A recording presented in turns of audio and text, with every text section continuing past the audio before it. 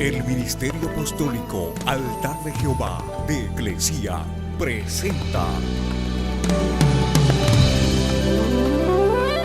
lo mejor del trigo. Apóstol Lourdes Bravo de Villar. Damos la bienvenida a la conferencia Lo Mejor del Trigo. Queremos que usted se ponga cómodo y además invite a otra persona para escuchar la conferencia. Hoy estamos entrando al libro de los Hechos, capítulo 8, del verso 1 adelante. Y dice así: Saulo estaba completamente de acuerdo con la muerte de ellos. Y en aquel día se desató una gran persecución en contra de la iglesia de Jerusalén. Y todos fueron esparcidos por las regiones de Judea y de Samaria, excepto los apóstoles. Y algunos hombres piadosos sepultaron a Esteban y lloraron a gran voz por él. Pero Saulo hacía estragos en la iglesia, entrando de casa en casa y arrastrando hombres y mujeres, los echaba o los metía en la cárcel. A veces como cristianos creemos que porque estamos en la fe, la obligación del Señor es protegernos de los problemas, de las dificultades, pero Jesús nunca nos prometió una vida fácil y cómoda. Por el contrario, les dijo que nos esperaban tribulaciones. Juan 16:33 dice: estas cosas les he hablado para que en mí tengan paz. En el mundo tendrán tribulación, sinsabores, penas, aflicciones, dolores, pero confíen, yo he vencido el mundo.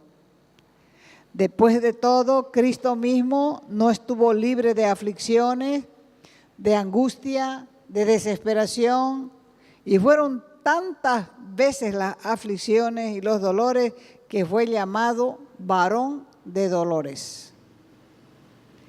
Isaías 53:3 dice, hablando de Jesús, fue despreciado y desechado de los hombres, varón de dolores y experimentado en aflicción, y como uno de quien los hombres esconden el rostro, fue despreciado y no le estimamos. Las pruebas son experiencias comunes de la humanidad a lo largo de toda la historia. Y cuando las cosas no son sencillas y los tiempos son difíciles, o los tiempos difíciles se vienen de golpe sobre nuestra vida, es entonces que nos ponemos a considerar nuestra vida, y lo primero que necesitamos es creer que Dios tiene el control de todo. También necesitamos una dosis fuerte de motivación, porque los pensamientos negativos vienen en bollo para desanimarnos. Así que mirando la vida bajo la perspectiva de Dios, podemos tener una mejor comprensión que nos ayude a reaccionar sabiamente. ¿Por qué? Porque el Señor utiliza las dificultades para lograr algo bueno en nuestras vidas. Y luego podemos experimentar los beneficios del pasar una prueba con el Señor. Fíjese cómo actúan las pruebas, los problemas y las tribulaciones en diferentes personas. Algunos enfrentan las pruebas sin esperanza, porque la prueba agobia, y agobia tanto que lleva a algunas personas a la desesperación. A otros, el mismo tipo de prueba los hace sacar fuerzas de flaqueza, porque lo ven como un desafío para una victoria. Y cuando la esperanza está puesta en Dios, no es en vano, tampoco es ilusión, porque está basada en el amor de Dios. Por eso es que Dios nos desafía a creer a través de la prueba. Entonces, si nosotros leemos la Escritura, la leemos de nuevo, vamos a ver la conversión de un hombre que fue transformado sin que nadie orara por él. Se trata del apóstol Pablo. Todo el mundo lo odiaba. Todo el mundo lo despreciaba por abusivo. ¿Y cómo Dios lo escogió para ser un predicador, un apóstol a los gentiles? Porque Dios conocía su corazón. El hombre peleaba por lo que él creía. Porque él creía en Dios a su manera, como dice la gente. Y nunca es a su manera, sino a la manera de Dios.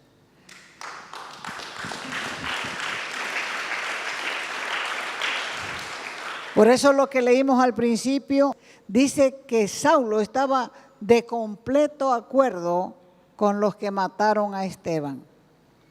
Y después de la muerte de este hombre, el primer mártir cristiano, se desató una gran persecución en contra de la iglesia en Jerusalén.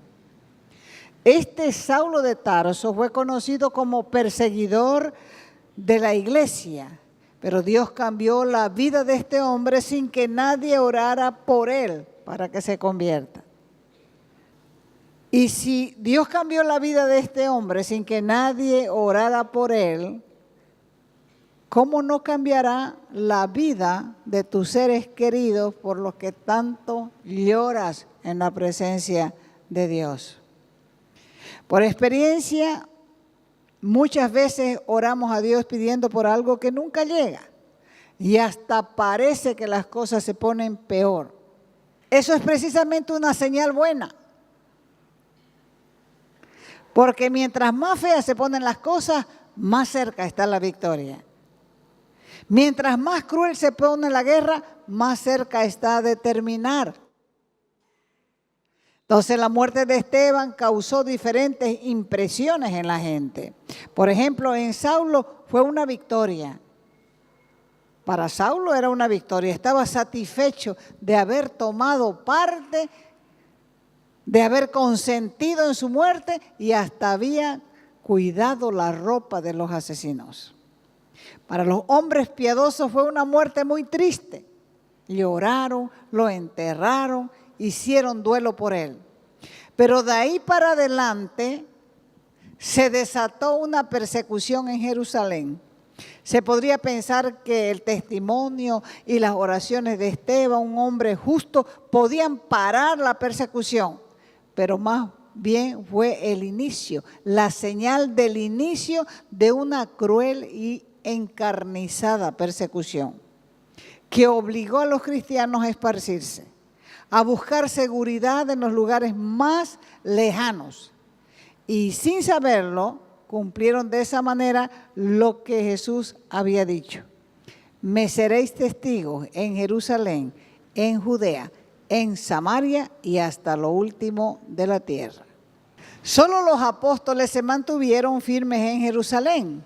Ellos podían huir, pero esta vez decidieron enfrentar el peligro.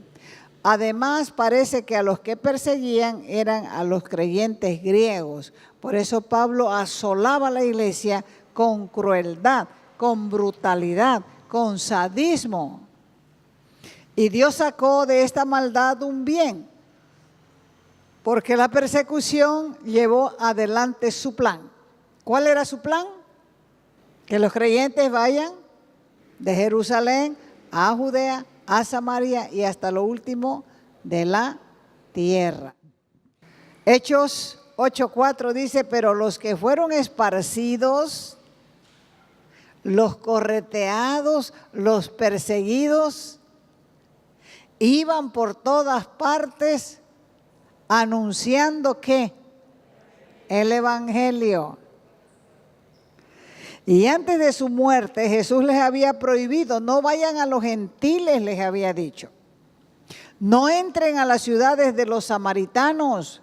Pero después de su resurrección les dijo que ahora sí podían ir a Samaria y hasta lo último de la tierra. Eran tiempos difíciles, donde la gente necesitaba un acercamiento a Dios. Fíjese que la persecución hace que el corazón esté más dispuesto para buscar a Dios. Entonces la iglesia crece, la gente comienza a testificar, trae unidad porque todos tienen el mismo sentir. Y entonces el avivamiento explota, como sucedió en ese tiempo, donde en Samaria acontecieron muchísimos milagros. Todo esto sucede porque los creyentes no eran mudos, donde iban, testificaban. Dios ha prometido que cuando no tengas fuerzas, Él renovará tus fuerzas y te dará alas como las del águila. ¿Para qué? Para que puedas remontar los vientos de persecución que vienen en tu contra. Y el Señor mismo va a preparar tu corazón, fortaleciéndolos, te va a dar convicción para que puedas atravesar las pruebas y la adversidad. Saulo era conocido como el perseguidor de los cristianos. Este hombre en el capítulo 8 está atacando a la iglesia. Y en el capítulo 9 ya está rendido a los pies de Cristo. Hechos 9, 1 y 2. Saulo dice, respirando todavía amenazas, chantajes y muertes contra los discípulos del Señor, fue al sumo sacerdote y le pidió cartas para las sinagogas de Damasco, para que si encontraba a algunos que pertenecían al camino, tanto hombres como mujeres, los pudiera llevar atados a Jerusalén. Al principio no le decían a los cristianos, les decían los del camino. En Antioquía fue que por primera vez les llamaron cristianos. Hay una discusión que se ha convertido en eterna y es si el hombre se salva o si Dios es el que salva. Pero aquí en el libro de los Hechos, la salvación es un acto divino, desde el comienzo hasta el fin. Y Pablo es un ejemplo del misterio de la gracia, una gracia que alcanza al más pecador, al más miserable, destruyendo las más grandes barreras humanas. Pablo representa una vida de pelea interior. Ahora vas a ver por qué es que Dios escogió a Pablo. Él estaba peleando con Dios. Este hombre estaba peleando contra su creador. Y tenía una pelea directa contra Cristo. ¿Quién era Pablo? Pablo en su raza era un hombre de pedigrí, podemos decir. Un ejemplar de fariseo en su tiempo. ¿Por qué? Él lo dijo, soy hebreo de hebreos. Príncipe o principal entre su pueblo. Era un intelectual. Hablaba por lo menos 4 idiomas. Era un hombre realizado, un gran ejecutivo, virtuoso, un líder conocido, reconocido por su celo y sus convicciones.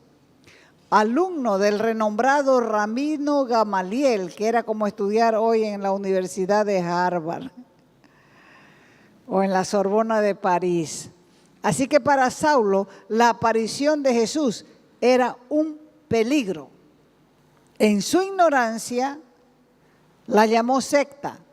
Y lo más increíble para él era que los seguidores de Cristo trataban de enseñar al mundo que Jesús era el Mesías prometido. Así que fue así que Saulo, como dice la Escritura, respirando amenazas y muerte contra los discípulos del Señor, vino al sumo sacerdote, quiere decir que fue al sumo sacerdote, le pidió cartas de representación para llegar hasta las sinagogas de Damasco, y si hubiera ahí algún hombre o mujer del camino o de este camino, él los traía presos hasta Jerusalén. Pablo estaba convencido que su deber como fariseo, como patriota, como líder del Sanedrín, como siervo del Altísimo, era buscar la eliminación total de semejante secta que era un peligro para el judaísmo. Y la mejor manera era el Sanedrín, porque el Sanedrín estaba lleno de fariseos con el mismo pensamiento que él. Pero Dios es misericordioso. La misericordia de Dios es una consecuencia de su bondad. Y Él se complace en bendecirnos. No entendemos muchas veces cómo funciona esto, pero igual nos bendice. Isaías 63:9 dice, en toda angustia de ellos, Él fue angustiado. O sea que cuando nosotros estamos angustiados y estamos pasando por situaciones delicadas, difíciles y tristes, Él mismo se angustia por nosotros. ¿Cómo puede Dios sufrir por nosotros? La mente humana no lo puede entender. Pero la verdadera sabiduría es entender que no podemos comprender las cosas de Dios. Y a pesar de no saber cómo funciona, de todas maneras aceptarlo. ¿Aceptar qué?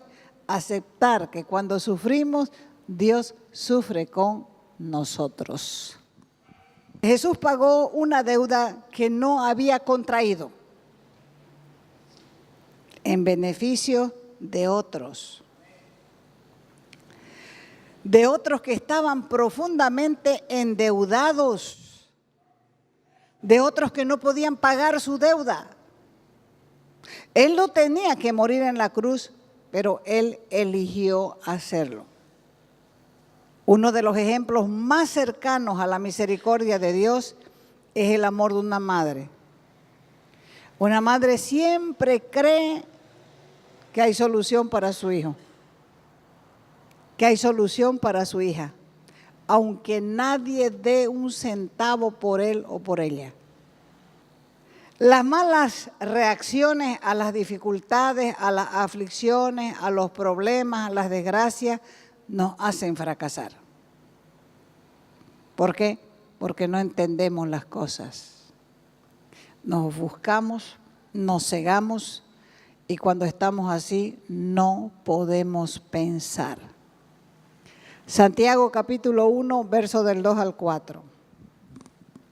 Mire cómo Santiago sabía ciertas cosas. Tengan por sumo gozo, hermanos míos, cuando se encuentren en diversas pruebas, sabiendo que la prueba de su fe produce paciencia y que la paciencia tenga su perfecto resultado. ¿Para qué? Para que sean perfectos, para que sean completos sin que le falte nada. Entonces Santiago estaba mostrando lo que necesitamos saber, que las pruebas son oportunidades para recibir lo que Dios nos ha prometido. Y cuando aprendamos a reaccionar con sabiduría, vamos a descubrir la bondad de Dios. Es Dios mismo quien nos está invitando a seguir creyendo, a desarrollar un gozo que no depende de las circunstancias. Pablo, por ejemplo, estaba empecinado en la tarea de apresar a los cristianos. Y cuando menos se lo esperaba, Jesús mismo se le apareció. Jesús estaba ahí, al frente de su enemigo, con toda su gloria, y Saulo no pudo sostenerse en pie y cayó en tierra arrodillado. Pablo ya a partir de ahí ya no podía seguir luchando, porque era imposible luchar contra Dios. Pablo, según el hombre, no merecía misericordia. Era un abusivo, un perseguidor de cristianos, pero Dios le estaba dando a Pablo la oportunidad, una oportunidad, y a quien no se lo merecía, según la opinión de los hermanos. Pablo sabía que esa luz, esa gloria, esa manifestación era divina. ¿Saben por qué? Porque Pablo conocía la Biblia. Y Jesús había usado la palabra hebrea Saúl para llamarlo a él. Por eso la pregunta lo confundió, lo turbó, lo desconcertó. Saulo, Saulo, ¿por qué me persigues? ¿Por qué me acosas? ¿A quién estaba persiguiendo él sino a los cristianos? Por eso preguntó él, ¿quién eres, Señor? Yo soy Jesús, le contestó el Señor, a quien tú persigues. Dura cosa, difícil, peligrosa te es dar coces contra el aguijón. Y cuando más pateas para atrás, más te golpeas, más te hace daño y más dolor recibes. Porque persiguiendo Pablo a la iglesia, perseguía al cuerpo de Cristo. O sea que sus preguntas no tenían respuesta. Lo que pasaba era que Pablo estaba resistiendo por falta de entendimiento al trato del Espíritu Santo. Y de esa manera daba patadas contra el aguijón de la convicción. Y ya Pablo había pateado muchos aguijones. La muerte de Esteban era un aguijón. La oración final de Esteban pidiéndole a Dios que no les tome en cuenta el pecado de su asesinato era otro aguijón. El crecimiento y la multiplicación por todas partes de los creyentes del camino, como llamaba él a los cristianos, era otro aguijón. La reacción de los creyentes a la persecución era otro aguijón. Los milagros que confirmaban la predicación de la palabra era otro aguijón. Y pateando Pablo los aguijones, solamente se estaba lastimando a sí mismo. Dios es misericordioso y es compasivo con todos. Es compasivo conmigo, con vos, con todos. Hay que asegurarse de no estar como Pablo, pateando los aguijones del Espíritu, dando patadas contra el aguijón del Espíritu Santo. Porque Jesús dijo claramente que el Espíritu Santo daba convicción de pecado, de justicia y de juicio. Si nosotros entendiéramos mejor al Espíritu Santo, nuestra vida no sería igual a la de hoy. ¿Por qué? Porque vivimos resistiendo a lo que el Espíritu quiere hacer en nuestra vida. ¿Por qué? Por ignorantes. Ignorantes. El Espíritu Santo es Dios. Y es el encargado de llevar adelante la evangelización del mundo. No hay conocimiento de Él. No hay entendimiento de Él. Y la gente vive pateando, dando patadas para atrás. Fíjate que el Espíritu Santo, a pesar de que conoce tu vida, insiste en santificarte. Conoce lo que haces, conoce lo que piensas, conoce lo que miras, conoces lo que entiendes. Y Él quiere santificarte y vos pateas el aguijón que Él te da. Observa que te falta mucha fe, pero igual Él insiste en llamarte. Y esa es otra patada contra el aguijón del Espíritu. Sabe que tus oraciones son solo pedidos de socorro y aún así te responde. Observa tu infidelidad y Él sigue siendo fiel con vos. Te sigue amando y ese es otro aguijón. Además, te provee diariamente para vos y ese es otro aguijón.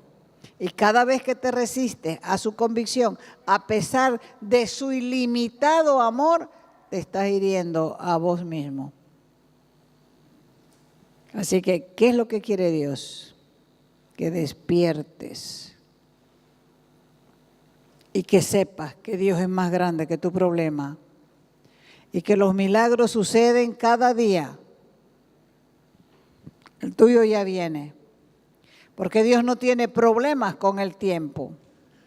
Para Él los problemas son desafíos. Para Él no hay nada difícil. Él no tiene problema con el tiempo porque Él es eterno. Por eso dice la Escritura, ¿habrá cosa difícil para mí? No hay cosa difícil para Dios. Nada es imposible para Dios. Para Él no hay nada difícil. Si creó el mundo de la nada, Él puede hacer cualquier cosa. En un abrir y cerrar de ojos puede hacer cualquier cosa. Él puede abrir inclusive las puertas de la cárcel en cualquier momento, como lo hizo con Pedro, lo hizo con Pablo, lo hizo con Silas. Así que mirando detalladamente la Escritura, las peores personas no son los alcohólicos, las peores personas no son los drogadictos, las peores personas no son las prostitutas o los ladrones, las peores personas son los religiosos, los legalistas, porque ellos no entran al reino, pero tampoco dejan entrar a los que quieren. Por eso las palabras más duras de la Escritura están dirigidas a los fariseos, a los religiosos. Hay que acercarse a Él con confianza, reconociendo que no podemos cambiar a nadie, que ni nosotros mismos podemos cambiar sin su ayuda. Pero también hay que sacarse todo pensamiento de fracaso y reconocer que vos puedes ser el próximo milagro de Dios. Los milagros suceden y suceden todos los días. Entonces, todos estamos convencidos de que no hemos podido cambiar a nadie. Ahora tenemos que convencernos nosotros que el Espíritu Santo nos puede cambiar. Porque el Espíritu Santo es Dios y vive aquí. Este es el templo que Él quiere limpiar. Esta es la casa que Él quiere habitar. Y dijo Jesús, les conviene que yo me vaya porque voy a pedir a mi Padre y le va a mandar un ayudador igual que yo. Él va a estar con ustedes todos los días. ¿Cuándo vamos a cambiar nosotros? Cuando entendamos que Dios no unge la carne, pero este es el templo que Él quiere limpiar. Este es el templo que Él quiere transformar. Y Él va a comenzar primero con nosotros. Antes de cambiar a nadie, va a transformarnos a nosotros.